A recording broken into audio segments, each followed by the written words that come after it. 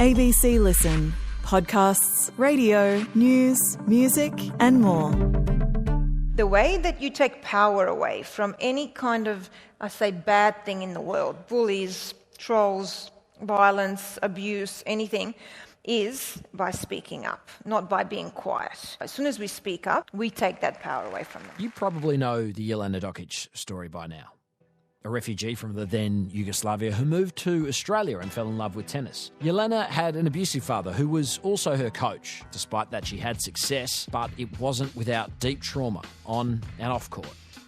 In recent times, she has reclaimed herself by leaning into that story. She shared it with Leigh Sales and the team from Australian Story, and we're going to get an insight into it.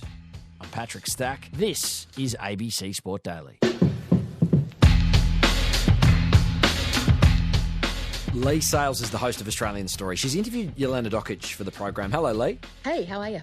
Yeah, I'm good. You're no stranger to interviews with weighty subject matter, but this one was in front of a live audience, and that's a fraught situation for you, but especially so for Jelena. I would think a person would need to be really strong to do something like that. How would you describe Jelena right now? I think she's an interesting mix of somebody who is very strong but also very vulnerable. And I think you have to be very careful when you're interviewing people on this kind of terrain, around her very abusive childhood at the hands of her father and so on. But in fact, the only reason, that I felt comfortable to do it in front of people is because she has spoken publicly, so extensively about it. But you still have to be very careful how you handle somebody like that. This story, people really connect with it, don't they? I mean, why do you think that is? I think it's partly because many, if you're of a certain age, of course, you remember seeing this play out in front of you, and you remember the father's just horrible kind of public demeanour, and this young girl who seemed, as often happens to victims of abuse, who was kind of, not speaking out against him and not departing, but clearly had a huge amount of pressure and unhappiness on her that was just radiating off her. It's interesting because I have a couple of pictures of myself when I was younger, and all of those pictures, you can see that I'm sad. After I turned 6 is when I started playing tennis and the abuse started. And you can see the sadness in my eyes. Because I grew up in a family where nothing was good enough, especially for my father. So I felt like I was always not good enough and didn't have that self-worth. I think we all remember that young woman. And then, of course, when she then, as an adult, came out to say, this is the reality of what's going on, I think everybody, felt terrible that it was just in plain sight the whole time and sort of nothing was really done. But then I think people also admire the ability, her ability in the way that she has attempted to deal with her traumatic past and reinvent herself and just keep getting knocked down and keep getting up. I think there's a lot of public admiration for her, and that's what people connect with. Parents, I think, are central to anybody's story one way or another. And after all that Jelena's been through with Damir, I mean, it must be tough to reflect on him. How does she sort of see her father at this point in time?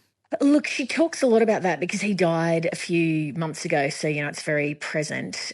She says that she reached a conclusion that he didn't love her, that he never loved her. No, I've come to terms actually to accept that he doesn't love me and that he never did. And I genuinely believe that. And some people might think it's maybe extreme, but I'm a firm believer that you can't do that to someone, especially a child, if you love them. She said she tried to reconcile with him a few times as an adult and he had no remorse. And in fact, he said to her that he would treat her exactly the same again. It's hard when someone's not even a little bit sorry or has any remorse. And in fact, he said he would do it all again. And also it was always, even when I tried to reconcile, it was other things, like it was always financial based and so on. It's sad because, tennis in particular has had its share of parents like this where, there was a psychology, I think, in the 70s, 80s, going a bit into the 90s as well, that the way that you drive achievement is you be really tough and hard on people. You withhold your praise, you subject them to extreme forms of training, you punish them when they don't do well. And of course, fear is a motivator to a degree. And as Jelena writes in one of her books, fear did push her to achieve things because she didn't want to be beaten when she got home. But the damage that motivating people like that leaves is just absolutely horrendous. And now, of course, I think, we've learned that's not how you parent, that's not how you motivate athletes. It's just not acceptable anymore. So say you look at someone like Ash Barty and the kind of mindset and the sports psychology that has gone in around her career. You contrast that with, somebody like Jelena Dokic or Steffi Graf, Andre Agassi, the kind of parenting those tennis players had. Things have really, gigantically changed. The idea as well of having someone in your life who fostered your talents in the thing that you love, in Jelena's case, tennis, but that person obviously being a clear negative, that must be a lot to sort of to reconcile for Jelena. Oh, hugely so. And you do wonder, because she was clearly, such a talented player and, at such a young age, she's beating, the world number one, Martina Hingis, and she's making the Wimbledon semi-finals against Lindsay Davenport, one of the greatest players of all time. And you do wonder, if she'd had a home environment where, let's say you lost at the semi-finals to Lindsay Davenport and you went home and your parents went, darling, you just made the semi-finals of Wimbledon. Oh, my God, we could not be prouder of you. Nobody could ask any more of you, blah, blah, blah.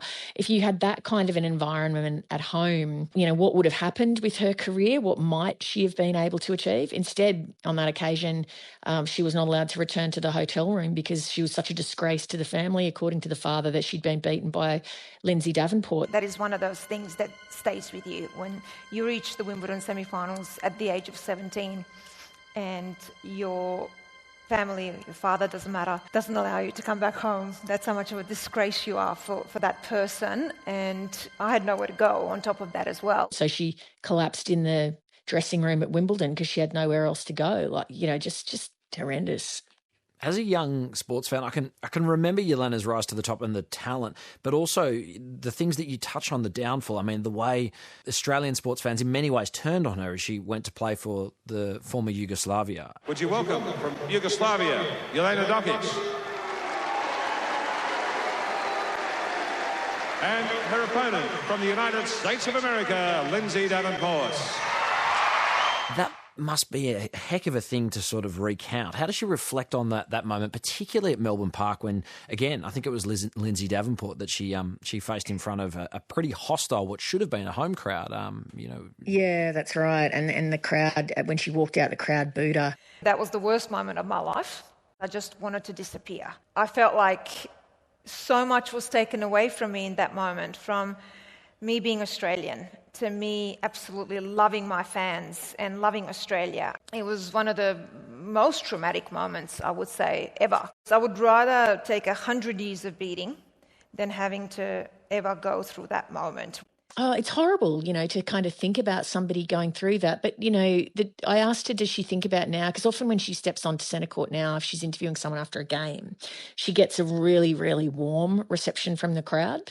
And I said, do you ever think about the time when you came out? It wasn't like that. And she said, yeah, I sometimes do. But she said, I'm just so grateful now for the level of the public, support that she's got. But, the thing that's kind of incredible about her is, when I was listening to her story and the way she talks about it and so on, I was thinking, you can't have endured that scale of abuse from the age of 4 onwards and the horrible moments that she had publicly too, and not have that leave lasting scars. But the thing that's incredible is just that, she's been knocked down 1,000,000 times and she somehow manages to get back up. But if there's any lesson I can give them, never allow anyone to take your worth away, to tell you you're not enough. Never allow anyone to take your smile and your happiness away. And I would also tell them, you will fall, you will fail, you will make mistakes, you will do it 1,000,000 times. As long as you get back up, 1,000,001. There must be just an extraordinary core of strength in there because, it's just gobsmacking that she's able to do anything.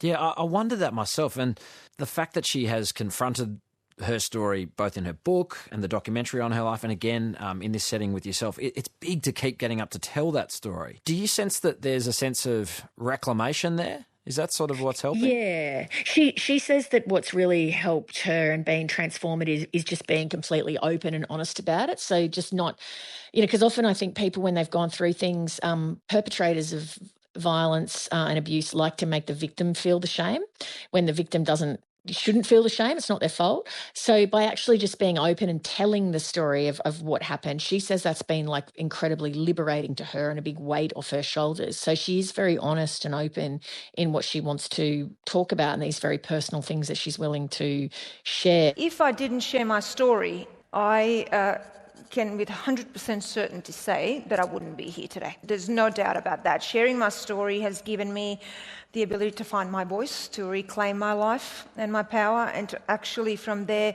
really not be silenced. So she says that that has been the key actually to her being able to recover and to start to reframe things and to think about her life and mostly about herself, differently.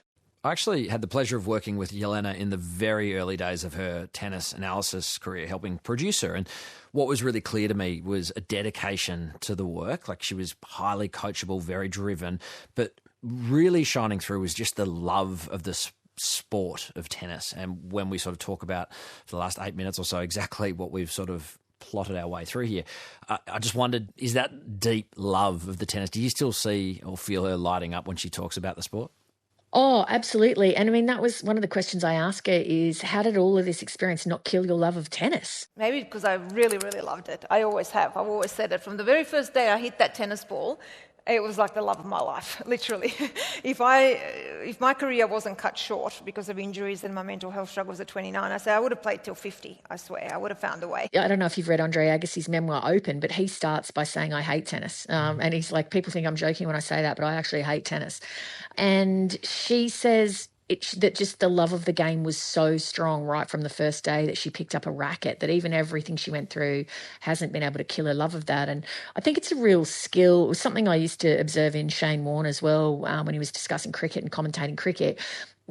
When someone's really passionate about a subject, and particularly if they can explain aspects of the game really well and analyse a game really well and explain it in language that's very clear that the average layperson can understand, it just hooks your interest whether or not you know anything about the game yourself.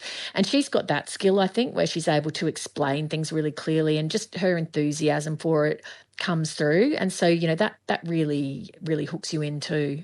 You can catch Leigh Sales speaking to Jelena Dokic on ABC iView. It's Australian Story. Leigh, thanks so much for your time. No problem. Thanks for having me. Headlines. After all the speculation, Pat Cummins has spoken about his injured back and whether he will be ready for the first Ashes test. Yeah, I'd say probably unlikely at this stage, but doing everything we can to be right. Initially for a while it's quite just awkward, really. I wouldn't say like acute pain, but it gets stiff and even holding a little baby, like after 5 minutes, I feel like you need to stretch your back a bit, but that's all gone now and yeah, it's feeling pretty good. Another Australian cricket leader, Elisa Healy, has proved a match winner at the Women's World Cup in India. Set a record 331 to chase off their 50 overs by hosts India. The captain stepped up to crush 142 from 107 balls. Oh, it's easy as you like. Elisa Healy, first for her as captain. What a disciplined effort from her today. The Australians motored home with 6 balls to spare and 3 wickets in hand. Elise Perry was pivotal with 47 not out from 52 deliveries. Australia is top of the standings, followed by England. India is 3rd, South Africa 4th, New Zealand 5th. The top 4 go through to the next stage. Matt Payne and Garth Tander have won a bonkers edition of the Bathurst 1000, claiming victory from 2nd. How does one manage that? James Golding crossed the line first, but was carrying a time penalty incurred late in the race, so it was Payne who started from 18th on the grid, who was officially king of the mountain. The Wallabies have named their touring squad for the spring tour. Carter Gordon, remember him? He's been fast-tracked back into the 34-man group after just signing a deal to return from NRL team the Gold Coast Titans to the Queensland Reds. The 24-year-old and Tane Edmed are the only fly halves listed in the 34-man squad. Tom Liner, coach Joe Schmidt says management's taking a long-term view on the number 10, who has struggled with concussion and hamstring issues. He's effectively been rested. Overseas-based players like Will Skelton and James O'Connor can link up with the group when the international window opens back up, which is after the first 2 games against Japan and England. England. Bad ones to miss. In NRL, the incoming PNG franchise has settled on a name for the team. They'll be known as the Chiefs, moving to netball. 49 and counting. That's the unbeaten streak that Australia holds over South Africa after the Diamonds beat the Proteas by 23 goals to make it a series clean sweep in Adelaide. Things should be more difficult against New Zealand. The Constellation Cup starts Friday at John Cain Arena. I'm Patrick Stack. This is ABC Sport Daily, produced by Poppy Penny. Thanks to Prime Video and Tennis Australia for the extra audio used in this episode. Discover more great ABC podcasts, live radio and exclusives on the ABC Listen app.